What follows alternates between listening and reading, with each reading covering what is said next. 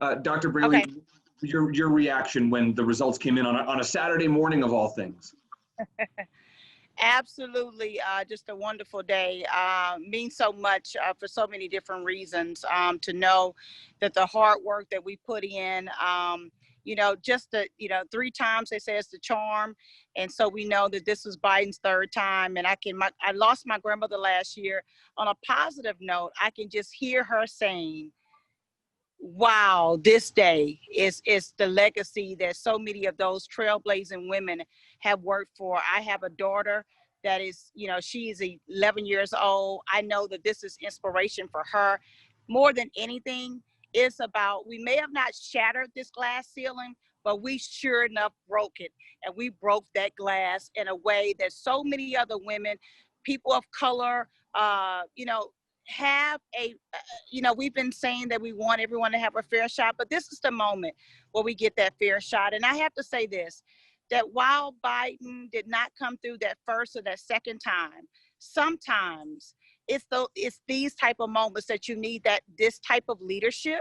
And so for such a time as this, he's going to be able to serve our country, to unify our country in a way that we have not been unified over these last 4 years. So this is the time. This is not the full answer, but it sure enough is going to be an answer that I think many of us can come together to start the hard conversations that have to take place.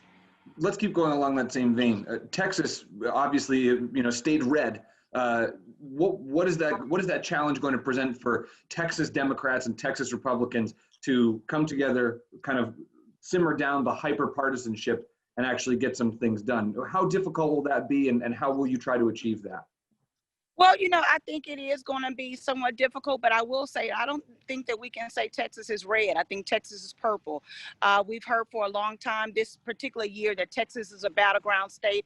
I think what we saw, the progress, the gains in Texas shows that we are really that battleground state. When you look at Pennsylvania and you look at what Georgia did, we're on the cusp still. And that means that we're going to have to do the work in and out of political season, reaching out to various communities that may have not been touched in a way that they need to be touched. I think you start there, but you also start, I think what Biden is going to do is be able to model that leadership across aisles, because this is about people.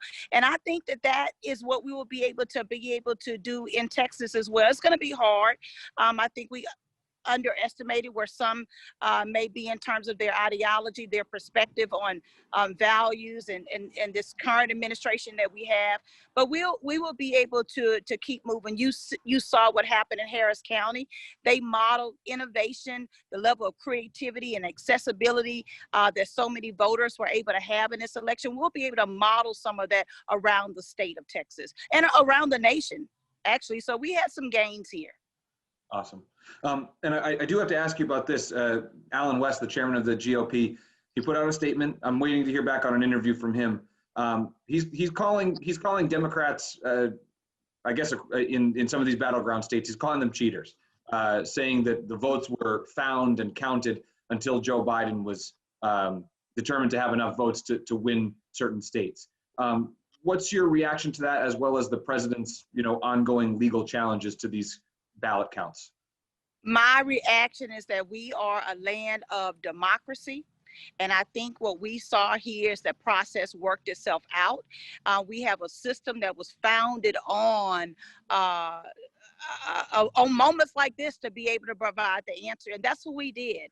To say that we have an unfair system in terms of voting, that's to say that, we have some tremendous problems in the system that we shouldn't vote. And we know that that's not the case. We know that every vote, we've been saying that to everyone, and we have to mean that every vote does count. Our vote is our voice. And that's what happened here. And I think that we probably could have called it some hours ago or days ago. But the reality is we had leadership that wanted to make sure that we told people that their voices were their votes and their votes were their voices. And we wanted to make sure that that was heard. And I think the system played out. And that's what you see here. So I don't really even, I think now really it's just time to, start unifying around issues that are, that are really prevalent to people. Right now, we said COVID-19. We don't know if this is going to be COVID-20. We don't know if it's going to be COVID-21. So right now, it really is, to start really focusing on things that really matter, jobs, or affordable health care. Those are the things that matter. We have a system that works. It worked its way out, and we have a leader that has been chosen, and I think we go from there and work both sides. Because I tell people at this point, this is really not about party. This is about people, and that's what needs to happen. I think it's wonderful that we have a leader that has been around long enough to have institutional knowledge and relationships to work on both sides of the aisle. And that's what we're going to need now. Even for those who did not necessarily select Biden, I think we have a leader that is not going to hold grudges. We have a leader that really wants to be able to stand on the values that this land, our country, was founded upon. And I think that you'll see issues and a platform that he'll put forward that really is going to help us to push forward towards democracy in a much better, put us in a much better place than we've been in a very long time. Dr. Brailey, you have answered all of my questions. I really appreciate you taking some time. I know you were trying to get a break from all of this, so thanks for making some time for me on a Saturday. Thank you. There's never a break for servant leadership. And so this was a remarkable day. And I'm so glad that you reached out and glad that I can, share some words. But I do this out of the love for humanity. And this is just a wonderful day, a wonderful one. And hey, I have to say that I'm a graduate of Howard University.